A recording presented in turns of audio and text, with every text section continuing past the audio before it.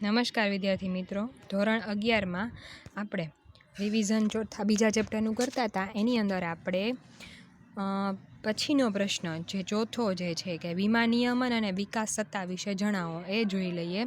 તો વીમા નિયમન અને વિકાસ સત્તા શું છે એની વાત કરીએ તો વીમા ક્ષેત્રની કામગીરીની સમીક્ષા કરવા માટે એક સમિતિ રચવામાં આવી. વીમા ક્ષેત્રની કામગીરીની સમીક્ષા એટલે શું વીમા સમિતિ કરે છે, વીમા ક્ષેત્રમાં કઈ કઈ બાબતો ચાલે છે એની કામગીરીની સમીક્ષા ઇન ધ સેન્સ એની જે શું આપણે કહેવાય ને કે એનું તપાસ કરવા માટે એક સમિતિની રચના કરવામાં આવેલી. આ સમિતિના અહેવાલને આધારે ભારત સરકારે વિદેશી કંપનીઓને ભારતીય કંપનીના સહયોગમાં વીમાનો ધંધો કરી શકે તેવી જોગવાઈ કરવામાં આવી. ભારતીય કંપનીઓના સહયોગમાં વિદેશી કંપનીઓ પણ આમાં કરી શકે એવી એક અહેવાલની જાહેરાત કરવામાં આવી, જોગવાઈ કરવામાં આવી. 1999માં વીમા નિયમન વિકાસ સત્તા insurance regulatory and development authority IRDA, યાદ રાખવું IRDA ઈરડા શેની માટે છે તો કે વીમા નિયમન વિકાસ સત્તા. ઇન્સ્યોરન્સ એટલે વીમો, રેગ્યુલેટરી એટલે નિયમન, ડેવલપમેન્ટ એટલે વિકાસ, ઓથોરિટી એટલે સત્તા ની સ્થાપના 1999માં થઈ. વીમા ક્ષેત્રના નિયમન અને વિકાસની કામગીરી કરતી વીમા નિયમન વિકાસ સત્તા અને ભારતની સર્વોચ્ચ સ્વાયત્ત કાયદાકીય સંસ્થા છે. વીમા ક્ષેત્રના નિયમન અને વિકાસની કામગીરી કરતી વીમા નિયમન વિકાસ સત્તા, આ જે સત્તા છે એ જે સંસ્થા જે બતાવી એ ભારતની સર્વોચ્ચ સ્વાયત્ત કાયદાકીય સંસ્થા છે કે જે આખા નિરીક્ષણ કરે છે. ઈરડાના 1999ના કાયદા દ્વારા ખાનગી વીમા કંપનીઓ વીમા ક્ષેત્રમાં દાખલ થઈ શકે એવી પણ જોગવાઈ કરવામાં આવી. એટલે કઈ કઈ જોગવાઈ આ કાયદા દ્વારા થઈ એ આપણે કહેવાનું થાય. એના પછીનો પોઈન્ટ છે કે આ કાયદા દ્વારા આવી ખાનગી કંપનીમાં વિદેશી સીધું રોકાણ, ફોરેન ડાયરેક્ટ ઇન્વેસ્ટમેન્ટ એટલે વિદેશમાંથી સીધું રોકાણ જે આવે છે FDI જ્યાં જોઈને 26% સુધીની મર્યાદામાં કરવાની મંજૂરી આપવામાં આવી.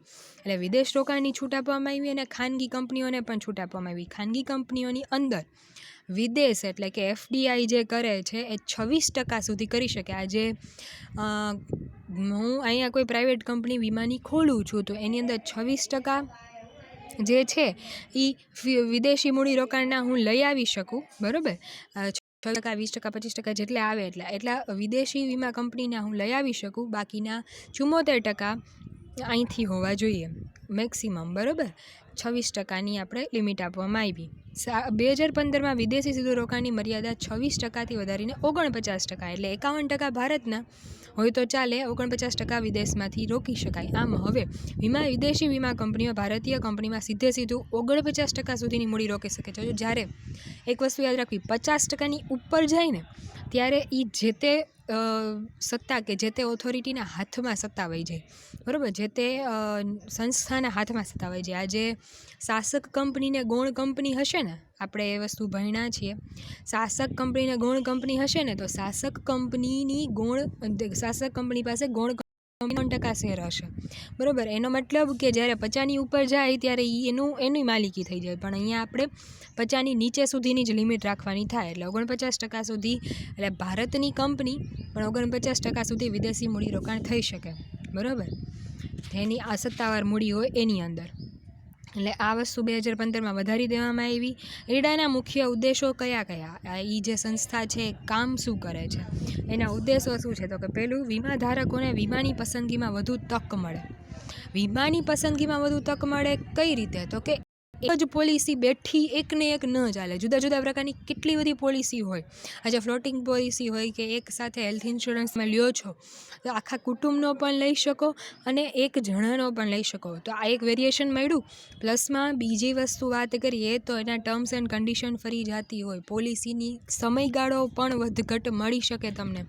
પોલિસીની પ્રીમિયમ અને સાથે એની પોલિસીની રકમ પણ વધઘટ વેરિએશન જોવા મળે. અમુક પોલિસીના નામ આપેલા હોય.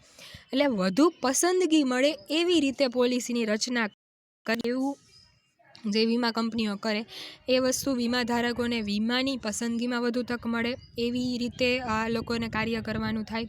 વીમા કંપનીઓ વચ્ચે તંદુરસ્ત હરીફાઈને કારણે વીમાદારને ઓછા પ્રીમિયમથી વધુ સારી સેવા પ્રાપ્ત થાય. આજે વીમા કંપની ઘણી બધી હશે, બરાબર. આજે ધારો કે રેલવે એક જ રેલવે આ સરકારનું ખાતું છે એટલે એ વસ્તુ પોસિબલ નથી. પરંતુ જો પ્રાઇવેટ કંપની કોઈ પોતાની ઇજારાશાહી ધરાવતું હોય માર્કેટમાં તો એ ધારી શકે કે ગમે એટલા લેવલે એ ભાવ પોતાના વધારી શકે.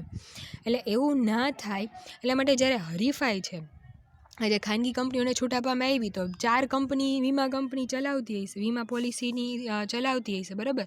તો એ 4 કંપની શું કરશે કે એકબીજા પોતે આજે કોઈ પણ કંપની શું વિચારશે કે મારી પાસે મારા વીમા ધારકો વધે તો એને આવક વધારે થાય.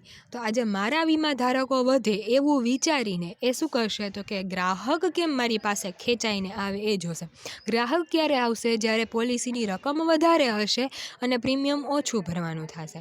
આજે હું 7,000નું પ્રીમિયમ ભરીને 2 લાખ મેળવતી હોય અને 5,000નું પ્રીમિયમ ભરીને પણ હું 2 લાખ મેળવતી હોય તો હું કયું પ્રીમિયમ પસંદ કરીશ? 5,000વાળું. એટલે એ લોકો શું વિચારશે કે હરીફાઈમાં ટકી રહેવા માટે ઓછા પ્રીમિયમ રાખવાનું કરશે અને વધારે પોલિસીની રકમ મળે, વધુ સારી સેવા પ્રાપ્ત થાય. આજે અમુક રોગ, ધારો કે હેલ્થ ઇન્સ્યોરન્સ કરાવ્યો તો એની અંદર વધારે રોગ કવર કરી લે, અમુકમાં અમુક જ રોગ કવર થતા હોય. તો આ બધી જે વસ્તુ છે એમાં જેમ કોમ્પિટિશન વધે એમ એકબીજામાં સારી વસ્તુ બહાર આવે કે જેનાથી વીમા ધારકોને ફાયદો થાય અને કંપની પોતે પણ વિકાસ પામી શકે. એટલે વીમા કંપનીઓ વચ્ચે તંદુરસ્ત હરીફાઈને કારણે વીમાદારને ઓછા પ્રીમિયમથી વધુ સેવા પ્રાપ્ત થાય. ત્રીજું, વીમા કંપનીઓ પાસેથી અર્થતંત્ર માટે ભંડોળ પ્રાપ્ત કરવા.